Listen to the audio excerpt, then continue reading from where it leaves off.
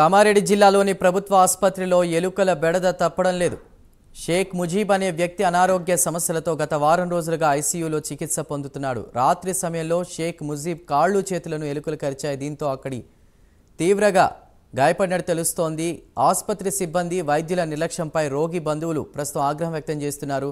గతంలో కూడా ఎలుకల బెడదపై రోగులు ఆందోళన చేయడంతో బోన్లు ఏర్పాటు చేసి వాటిని పట్టుకున్న పరిస్థితి.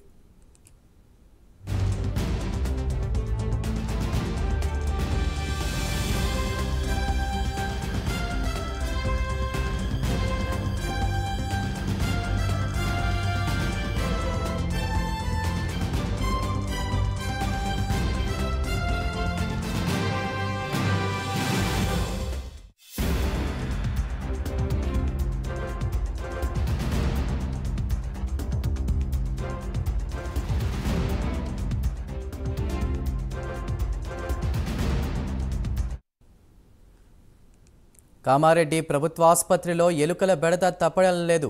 షేక్ ముజీబ్ అనే వ్యక్తి అనారోగ్య సమస్యలతో గత వారం రోజులుగా ఐసీయూలో చికిత్స పొందుతున్నాడు. రాత్రి సమయంలో షేక్ ముజీబ్ కాళ్ళు చేతులను ఎలుకలు కరిచినట్టు తెలుస్తోంది. దీంతో అతడికి తీవ్ర గాయాలయ్యాయి. ఆసుపత్రి సిబ్బంది వైద్యుల నిర్లక్ష్యంపై రోగి బంధువులు ప్రస్తుతం ఆగ్రహం వ్యక్తం చేస్తున్నారు.